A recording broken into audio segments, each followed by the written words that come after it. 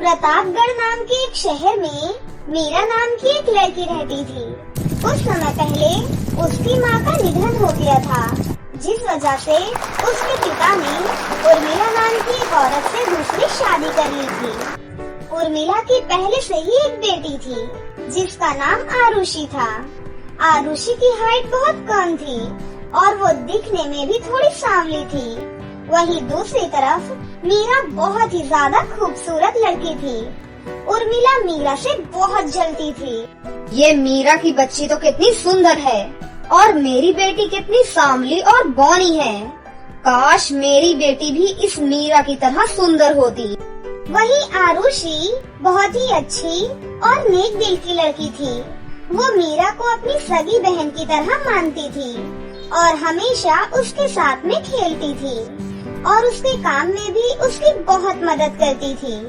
लेकिन उर्मिला को ये सब बिल्कुल भी पसंद नहीं था। सुन आरुषि, तू इस मीरा की बच्ची के साथ मत रहा कर। ये लड़की अच्छी नहीं है। ये सिर्फ हमारी नौकरानी है और नौकरानी से ज्यादा घुलते मिलते नहीं है। ये आप कैसी बातें कर रही हो माँ? मीरा मेरी छोटी बहन है। उर्मिला मीरा से घर का सारा काम करवाती थी और हर बात पर उसकी खूब पिटाई करती थी। अरे ओ मीरा की बच्ची, मेरी बेटी से थोड़ा दूर रहा कर। आज के बाद मेरी बेटी के साथ खेलती हुई नजर आई तो मैं तेरी टांगे तोड़ दूंगी। और हाँ, मैं अभी सब्जी लेने बाजार जा रही हूँ। सारे घर की साफ सफाई अच्छे से करना और बाथरूम में कुछ कपड़े रखे हुए हैं, सबसे पहले वो कपड़े धो, समझी? उसके बाद उर्मिला बाजार चली जाती है।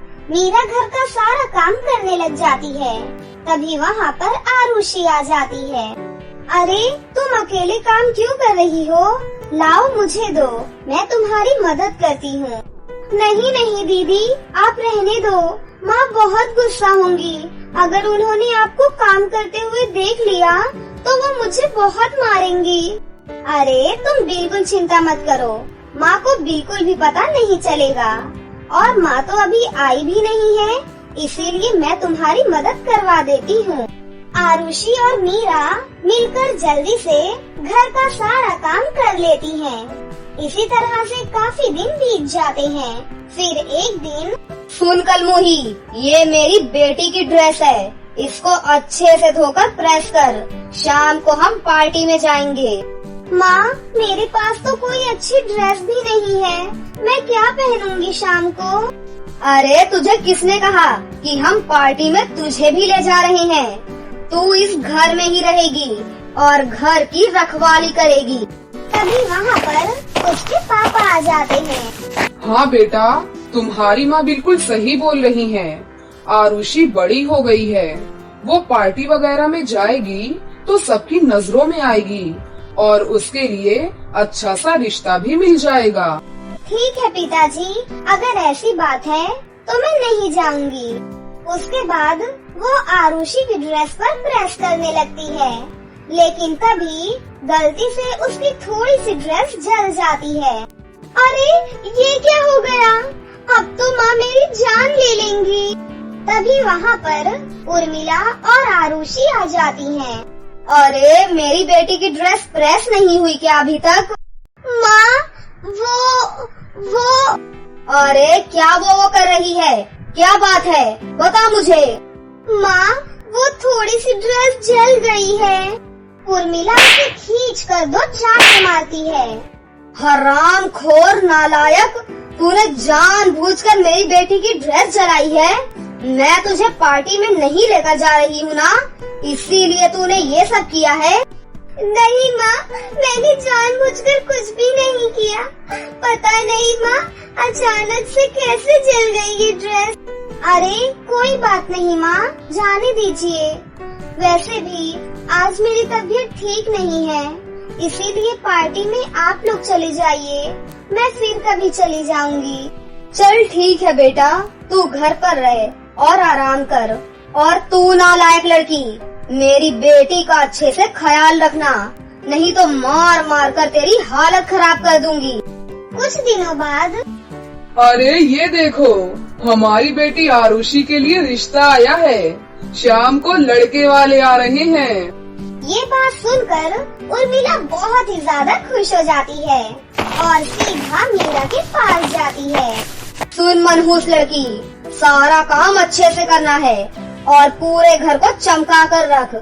शाम को मेरी बेटी को देखने लड़के वाले आ रहे हैं और हाँ, लड़के वालों के सामने तू बिल्कुल भी नहीं आएगी। अगर तेरी वजह से मेरी बेटी का रिश्ता नहीं हुआ तो तेरे लिए ठीक नहीं होगा लड़की, समझी? आप बिल्कुल चिंता ना करें माँ, सब बहुत अच्छा होगा। मैं कमरे से बाहर पैर भी नहीं रखूंगी माँ। उसके बाद मीरा अपने काम में लग जाती है। वहीं शाम में लड़के वाले उनके घर पर आ जाते हैं। नमस्ते बहन जी, हम यहाँ आपकी बेटी के लिए रिश्ते की बात करने आए हैं। हाँ जी बहन जी, आइए अंदर चलिए बहन जी। फिर थोड़ी देर बाद आरुषि चाय लेकर बाहर आती है। ये देखिए, ये मेरी बिटिया आरुषि है। हम इसी के रिश्ते की बात कर रहे थे। माँ, मैं इस लड़की से शादी नहीं करूँगा। ये लड़की तो बिल्कुल भी सुंदर नहीं दिखती। अरे बेटा, आप मेरी बेटी की शक्ल पर मत जाओ। मेरी बेटी घर का सारा काम जानती है और साथ ही साथ सिलाई, कढ़ाई, बुनाई सब कर लेती है। वहीं मीरा चुपके से सब कुछ देख लेती है। तभी लड़के की नजर मीरा पर पड़ जाती है। माँ, मुझे उस लड़की से शादी करनी है, वो जो सीढ़ी के पास खड़ी है। ये सब देखकर मीरा वहाँ से भाग जाती है। हे भगवान, ये मुझसे क्या हो गया? माँ ने बाहर आने के लिए मुझे मना किया था। अब अगर उन्हें पता चल गया तो वो बहुत गुस्सा होंगी। बहन जी, आपकी कोई दूसरी बेटी भी है क्या? नहीं बहन जी, आपको कोई गलतफहमी हुई है। मेरी तो एक ही बेटी है। माँ, मैंने वहाँ पर अभी एक लड़की को देखा था। आप बिल्कुल सही बोल रहे हैं, वो मेरी छोटी बहन है। मैं अभी उसे बाहर लेकर आती हूँ। फिर आरुषि मीरा को बाहर लेकर आती है। लड़के वाले मीरा को देखते ही पसंद कर लेते हैं और उसका रिश्ता तय हो जाता है। फिर लड़के वालों के जाने के बाद, क्यों रे मनहूस, मैंने तुझसे कहा था ना कि अपनी शक्ल बाहर मत दिखाना। फिर तू बाहर कैसे आ गई? अरे तुझसे मेरी बेटी की खुशी बर्दाश्त नहीं होती क्या? इस बार उर्मिला आरुषि को भी एक चाटा मारती है और आरुषि रोते रोते अपने कमरे में चली जाती है। अरे तेरी वजह से, सिर्फ तेरी वजह से आज मैंने पहली बार अपनी बेटी के ऊपर हाथ उठाया है। मेरी बेटी तुझे अपनी छोटी बहन समझती है और तूने मेरी बेटी की सारी खुशियाँ उससे छीन ली। अगर शर्म है तो कहीं डूब कर मर जा। मीरा रोते रोते घर से बाहर चली जाती है और एक पार्क में जाकर बैठ जाती है और वहाँ बैठकर अपनी माँ को याद करने लगती है। तभी वहाँ पर उसकी मरी हुई माँ की आत्मा प्रकट हो जाती है। बिटिया, तुम रो क्यों रही हो बिटिया? माँ, मैंने अपनी बड़ी बहन की सारी खुशियाँ छीन ली।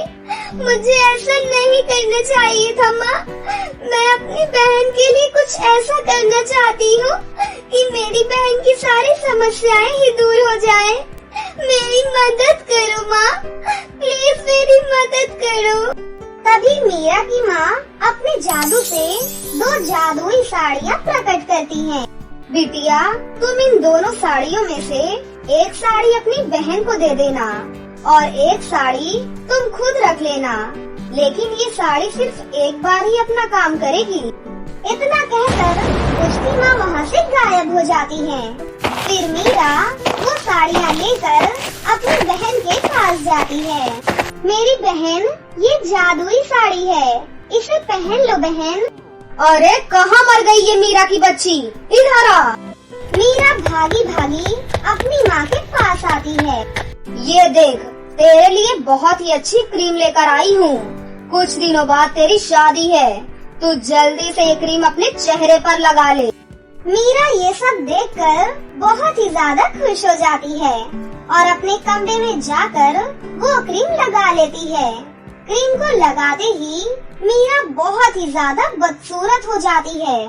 उधर साड़ी पहनते ही आरुषि बहुत ही खूबसूरत हो जाती है और अचानक से उसकी हाइट भी बढ़ जाती है। ये देखकर आरुषि बहुत खुश हो जाती है और सीधा अपनी माँ के पास जाती है और उसे वो सारी बातें बताती है। क्या मीरा ने तेरे लिए इतना सब कुछ किया और मैंने तो उसकी जिंदगी ही बर्बाद कर दी। फिर उर्मिला अपनी बेटी आरुषि को वो सारी बातें बताती है। दोनों भागी भागी मीरा के कमरे में जाती हैं। अरे बेटा, मुझे माफ कर दे बेटा, ये सब मेरी वजह से हुआ है। मीरा जल्दी से अपनी माँ की दी हुई जादुई साड़ी पहन लेती है। हे जादुई साड़ी, मुझे पहले की तरह खूबसूरत कर दीजिए। मीरा के इतना कहते ही मीरा बहुत ही ज्यादा खूबसूरत हो जाती है। उसके बाद से उसकी सौतेली माँ उसे अपनी बेटी की तरह प्यार करने लगती है। जादूपुर नाम के एक गांव में मीरा अपने पति के साथ रहती थी। मीरा का एक 2 साल का राहुल नाम का बेटा भी था। मीरा का पति हमेशा बीमार रहता था, इसलिए घर चलाने के लिए मीरा लोगों के घर घर जाकर साड़ियाँ बेचने का काम करती थी और उसी से अपना और अपने परिवार का पेट पालती थी। एक दिन मीरा के पति अजय की तबीयत बहुत ज्यादा खराब हो जाती है। अभी मीरा के पास इतने पैसे नहीं थे कि वो उसे अस्पताल लेकर जा सके। आप चिंता मत कीजिए जी, मैं बहुत मेहनत करूंगी। मैं साड़ियों को लेकर शहर जाऊंगी और वहाँ जाकर साड़ियों को अधिक दाम में बेचूंगी और जो पैसे मिलेंगे उनसे आपका इलाज करवाऊंगी। इतना कहकर मीरा अपने छोटे बच्चे को अपने पति के पास छोड़कर शहर की तरफ चली जाती है। गांव से शहर जाने के लिए एक नदी पार करनी पड़ती थी। मीरा नदी पार करने के लिए नाव में बैठती है और नदी पार करने वाली होती ही है कि बहुत जोर से हवा चलने लगी और मीरा की नाव का संतुलन खराब हो गया और वो नदी में गिर गई और मीरा की सारी साड़ियाँ भी नदी में गिर जाती हैं। मीरा किसी तरह अपनी जान बचाकर नदी से बाहर तो आ जाती है, लेकिन वो अपनी एक भी साड़ी नहीं बचा पाई थी। सारी साड़ियाँ नदी में बह गई थी। हे भगवान, मेरी सारी साड़ियाँ नदी में बह गई। अब मैं क्या करूँगी? मेरे पास पैसे भी नहीं है जो मैं दोबारा साड़ियाँ खरीद सकूं। अब मैं अपने पति का इलाज कैसे करवाऊंगी? मीरा उदास होकर एक पेड़ के नीचे बैठ जाती है और रोने लगती है। तभी मीरा के रोने की आवाज सुनकर उस पेड़ पर रहने वाली जादूगरनी मीरा के सामने प्रकट होती है। वो एक अच्छी जादूगरनी थी। अगर कोई भी वहाँ पर परेशानी में आता था तो वो सबकी मदद किया करती थी। वो मीरा से कहती है, तुम कौन हो बेटी और यहाँ बैठकर क्यों रो रही हो? यहाँ तुम्हारी जान को खतरा भी हो सकता है, तुम यहाँ से चली जाओ। मीरा पहले तो जादूगरनी को देखकर बहुत डर जाती है। फिर जादूगरनी उसे समझाती है, बेटा तुम मुझसे डरो मत, मैं एक अच्छी जादूगरनी हूँ, मैं सबकी मदद करती हूँ। जादूगरनी की ये बातें सुनकर मीरा जादूगरनी को वो सारी बातें बताती है। मीरा की बात सुनकर जादूगरनी को उस पर बहुत दया आती है। तुम चिंता मत करो बेटी, मैं तुम्हें एक जादुई साड़ी देती हूँ जिसकी मदद से तुम बहुत अमीर बन जाओगी और तुम्हारे सारे दुख दूर हो जाएंगे। तुम उसे पहनकर जो भी मांगोगी तुम्हें वो सब मिल जाएगा। इतना कहकर वो मीरा को एक बहुत ही सुंदर सी साड़ी देती है जो कि बहुत चमक रही थी। मीरा उस साड़ी को देखकर बहुत ज्यादा खुश होती है। वो जैसे ही उस साड़ी को अपने हाथों में लेती है, अपने आप मीरा की पुरानी साड़ी की जगह वो नई वाली साड़ी उसके शरीर पर आ जाती है। उसके बाद मीरा साड़ी की शक्ति से उड़ने लगती है और उड़ते हुए अपने घर आ जाती है।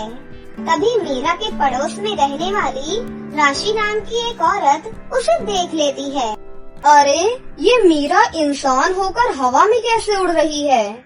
और इसके पास इतनी महंगी साड़ी कहाँ से आ गई? ये साड़ी तो बहुत ही खूबसूरत लग रही है। कुछ तो गड़बड़ है, मुझे सच्चाई का पता लगाना ही होगा। इतना कहकर राशि मीरा के घर की खिड़की से अंदर झांकने लगती है।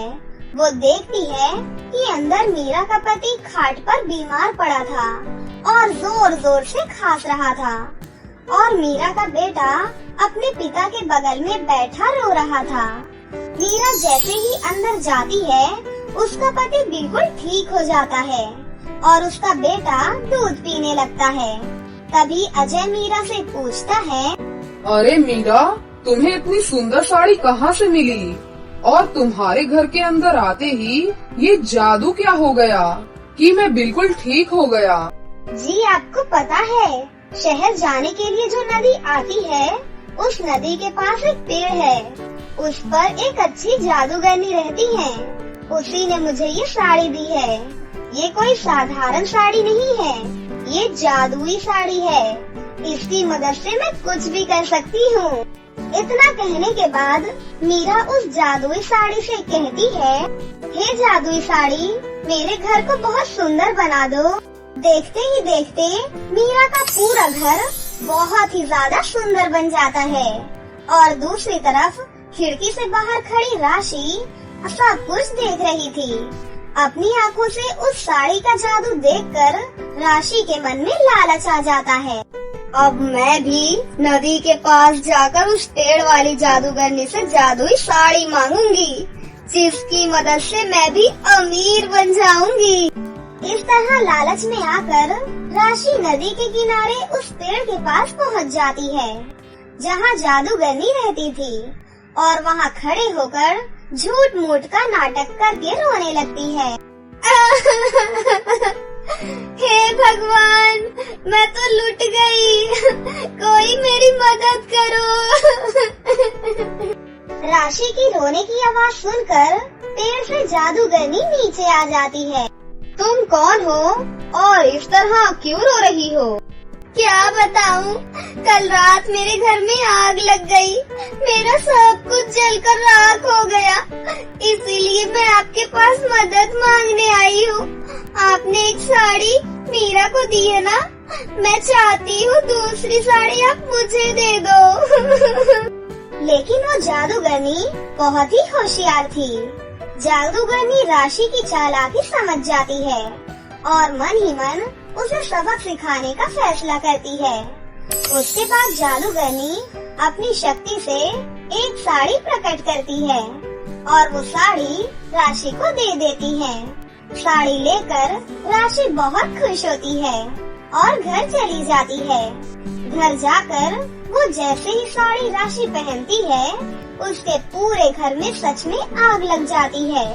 राशि किसी तरह अपनी जान बचाकर घर से बाहर निकल जाती है, लेकिन उसका पूरा घर जल रहा था। राशि मदद के लिए मीरा को बुलाकर लाती है। तभी मीरा अपनी जादुई साड़ी की शक्ति से राशि के घर की आग बुझा देती है, लेकिन फिर भी राशि की सारी संपत्ति जल चुकी थी। ये सब देखकर राशि को अपनी गलती का एहसास हो जाता है और राशि जोर जोर से रोने लगती है। मैं तो बर्बाद हो गई, ये सब मेरी लालच की वजह से हुआ है। मैं भी तुम्हारी तरह जादुई साड़ी हासिल करना चाहती थी, इसीलिए मैंने उस जादूगरनी से झूठ बोला था, और देखो सचमुच मेरे घर में आग लग गई और मेरी सारी जमा पूंजी जलकर राख हो गई। राशि को अपनी गलती का एहसास हो जाता है। वो जादूगरनी से जाकर माफी मांगती है। फिर जादूगरनी उसके घर को वापस पहले जैसा कर देती है और राशि को भी माफ कर देती है। अब राशि ने सोच लिया था कि वो अब कभी भी लालच नहीं करेगी। एक गांव में शिवानी अपने छोटे भाई प्रेम और अपनी माँ कौशल्या के साथ रहती थी। उसकी माँ कपड़े सिलने का काम करती थी। उनकी जिंदगी बहुत ही हंसी खुशी बीत रही थी। फिर एक दिन, बेटा शिवानी, आज रात को मैं घर नहीं आ पाऊंगी, दुकान में ही रहकर आज मुझे बहुत सारे ऑर्डर पूरे करने हैं। गांव के सरपंच की बेटी की शादी है, इसीलिए वहाँ से बहुत काम आया हुआ है। कोई बात नहीं माँ, मैं भी आपके साथ चलती हूँ, आपकी मदद कर दूंगी। नहीं बेटा, तुम्हें कल स्कूल भी तो जाना है ना, इसीलिए तुम अपना और अपने भाई का बहुत अच्छे से ख्याल रखना और समय से स्कूल चली जाना। ठीक है माँ, आपको अगर किसी भी चीज की जरूरत हो तो मुझे फोन कर देना, मैं तुरंत आ जाऊंगी। उसके बाद कौशल्या अपनी दुकान पर चली जाती है। कौशल्या की दुकान के सामने ही एक छाया नाम की औरत की दुकान थी। जब से इस कौशल्या की बच्ची ने दुकान खोली है, मेरा तो काम बिल्कुल ठप हो गया है। आज इस सरपंच के ऑर्डर मुझे मिलने वाले थे और कहाँ इस भिखारन को मिल गए। अगर ऐसा ही चलता रहा तो एक दिन मुझे भीख मांगनी पड़ेगी। मुझे जल्द से जल्द कुछ करना होगा। रात को छाया सरपंच के घर से कुछ गहने चुरा लेती है और चुपके से उसे कौशल्या की दुकान पर रख देती है। अगले दिन, अरे सरपंच जी, गजब हो गया सरपंच, हमने शादी के लिए जो भी गहने रखे थे वो सब चोरी हो गए। क्या? हमारे घर में चोरी कौन कर सकता है? इस गांव में किसकी इतनी हिम्मत? तभी वहाँ पर छाया आती है।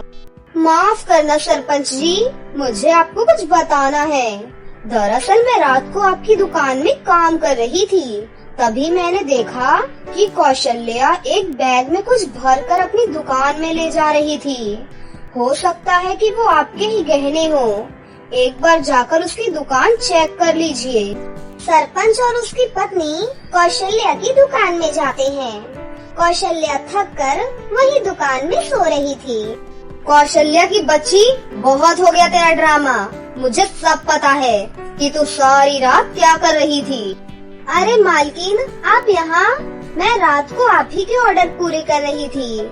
मुझे बस थोड़ा समय और दीजिए मालकिन, मैं जल्दी ही आपके सारे ऑर्डर पूरे कर दूंगी। ज्यादा भोली बनने की कोशिश मत करो, हटो यहाँ से। हमें तुम्हारी दुकान की तलाशी लेनी है। कौशल्या सरपंच की ये बात सुनकर थोड़ा हैरान रह जाती है। ये आप कैसी बातें कर रही हैं? भला आप मेरी दुकान में क्या चेक करेंगे? देख कौशल्या, सच सच बता दे, हम तुझे कुछ भी नहीं कहेंगे। तूने रात को जो हमारे घर से गहने चुराए हैं वो वापस कर हमें, नहीं तो तेरे लिए अच्छा नहीं होगा। क्या गहने? मैंने कोई गहने नहीं लिए हैं मालकिन, मेरा यकीन कीजिए। तो ठीक है, तूने गहने नहीं लिए तो हमें एक बार दुकान की तलाशी करने दे। दोनों पति पत्नी उसकी दुकान की तलाशी करते हैं। तभी उन्हें अपने गहने दिख जाते हैं। सरपंच जी देखिए, ये रहे हमारे गहने। कौशल्या यह देखकर घबरा जाती है। मालकिन, मुझे सच में नहीं पता ये गहने कहाँ से आए मालकिन, मैं नहीं जानती। मैं सच बोल रही हूँ, मैंने आपके कोई गहने नहीं चुराए मालकिन। सरपंच की पत्नी कौशल्या की खूब पिटाई करती है। चोर कहीं की, तेरी हिम्मत कैसे हुई हमारे घर में आने की? सरपंच जी, जल्दी से पुलिस को फोन कीजिए और इस चोर को पुलिस के हवाले कीजिए। मुझे पता ही था कि तुम एक नंबर की चोर हो, इसीलिए मैंने पुलिस को पहले ही फोन कर दिया। पुलिस अभी आती ही होगी। तभी वहाँ पर पुलिस आ जाती है और कौशल्या को पकड़कर अपने साथ जेल ले जाती है। ये देखकर छाया बहुत खुश हो जाती है। तभी एक औरत शिवानी के पास जाती है और कहती है, शिवानी बेटा, शिवानी बेटा, गजब हो गया, तुम्हारी माँ को पुलिस पकड़ कर ले गई है। क्या? लेकिन माँ ने क्या किया है कि पुलिस उन्हें पकड़ कर ले गई है? मैंने सुना है कि उन्होंने सरपंच के घर में चोरी की है। दोनों भाई बहन भागे भागे पुलिस स्टेशन जाते हैं। पुलिस अंकल, एक बार हमारी माँ से मिलने दीजिए हमें, हम आपके सामने हाथ जोड़ते हैं अंकल। सिर्फ 5 मिनट के लिए, उसके बाद इस पुलिस स्टेशन में सबूत के बिना दोबारा मत आना। दोनों भाई बहन अपनी माँ के पास जाते हैं। माँ, आप चोरी नहीं कर सकती माँ, मुझे सब पता है। फिर आपको इस तरह जेल में क्यों डाला हुआ है माँ?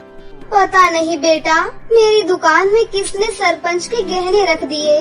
मैं सच बोल रही हूँ बेटा, मैंने कोई चोरी नहीं की थी। मुझे आप पर पूरा यकीन है माँ, लेकिन आप बिल्कुल चिंता मत कीजिए, मैं जल्द ही आपको बाहर निकलवाऊंगी। उसके बाद दोनों भाई बहन अपने घर वापस चले जाते हैं। दीदी, हम माँ को कैसे बाहर निकालेंगे और अब हमारे घर का खर्चा कैसे चलेगा दीदी? तू बिल्कुल चिंता मत कर छोटे, तू आराम से बस स्कूल जा और मन लगाकर पढ़ाई कर। मैं कुछ न कुछ काम जरूर ढूंढ लूंगी। उसके बाद शिवानी काम मांगने के लिए गांव में जाती है, लेकिन सभी लोग उसको अपने घर से भगा देते हैं। अरे तेरी माँ तो चोर है, चोर। तो चोर की बेटी भी तो चोर ही होगी ना। जैसी माँ वैसी बेटी। हम तुझे अपने घर में काम कभी नहीं देने वाले, समझी? पता नहीं कब क्या चोरी करके भाग जाए। चल जा यहाँ से। सभी लोग धक्के मारकर उसे अपने घर से भगा देते हैं। वो दुखी होकर एक नदी के किनारे जाकर रोने लगती है। हे भगवान, ये सब क्या हो गया? गांव में कोई भी हमसे बात तक नहीं करना चाहता। सभी लोग मेरी माँ को चोर समझ रहे हैं। अब मैं अपनी माँ को कैसे बेगुनाह साबित करूँगी? मैं क्या करूँ भगवान, जिससे मेरी माँ बाहर आ जाए। तभी वहाँ से एक परी गुजर रही थी। तभी उसकी नजर शिवानी पर जाती है और वो उसके पास जाती है और बोलती है, अरे क्या हुआ बेटा, तुम रो क्यों रही हो? उसके बाद शिवानी परी को वो सारी बातें बताती है। उसकी बात सुनकर परी को उस पर बहुत दया आ जाती है। अरे बेटा, ये तो तुम्हारे साथ बहुत बुरा हुआ, लेकिन तुम चिंता मत करो बेटा, मैं तुम्हारी मदद करूँगी। फिर परी अपने जादू से वहाँ 2 जादुई साड़ियाँ प्रकट कर देती है।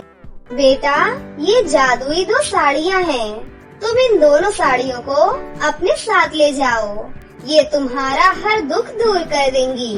फिर एक जादुई साड़ी से एक चुड़ैल निकलती है और वो छाया के पास जाती है और छाया की खूब पिटाई करती है। अरे चुड़ैल, तू मुझे पीट क्यों रही है चुड़ैल? झूठी औरत, ज्यादा शरीफ बनने की कोशिश मत कर। चुपचाप पुलिस स्टेशन चल और अपना गुनाह कबूल कर, नहीं तो मैं तुझे कच्चा खा जाऊंगी।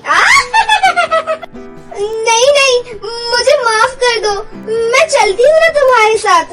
मैं पुलिस को सब कुछ बता दूंगी, बस तुम मुझे छोड़ दो। छाया भागी भागी पुलिस स्टेशन जाती है और पुलिस को सारी बातें बताती है। पुलिस उसे पकड़कर जेल में बंद कर देते हैं और कौशल्या को छोड़ देते हैं। हमें माफ कर दो, हमने उस दुष्ट औरत पर विश्वास किया और तुम्हारे साथ बहुत बुरा किया। कोई बात नहीं सरपंच जी, वैसे भी अमीर लोग थोड़े नादान ही होते हैं। उसके बाद कौशल्या के पास दूसरी जादुई साड़ी से बहुत सारी धन दौलत हो जाती है। अब उनकी गरीबी पूरी तरह से दूर हो जाती है और उसी साड़ी से वो जो भी मांगते थे उन्हें वो सब मिल जाया करता था। इसी तरह अब तीनों लोग बहुत खुशी से रहने लगे थे। बहुत समय पहले की बात है, परीलोक में बहुत सुंदर सुंदर परियां रहा करती थी। उसी परीलोक में 2 परी बहनें भी रहा करती थी। वो दोनों बहुत ही शक्तिशाली थी, लेकिन उन दोनों का स्वभाव बहुत अच्छा था। वो हमेशा जरूरतमंद लोगों की मदद किया करती थी। दोनों बहनों को पृथ्वी लोक पर घूमना बहुत पसंद था। वो हमेशा पृथ्वी लोक की सैर करने जाया करती थी। इसी तरह एक दिन वो दोनों बहनें एक गांव के ऊपर से उड़ रही थी कि तभी अचानक उन्हें नीचे कुछ लड़कियां आपस में झगड़ती हुई दिखाई देती हैं। अरे वो देखो, नीचे कुछ लड़कियां आपस में लड़ रही हैं। चलो चलकर देखते हैं आखिर माजरा क्या है।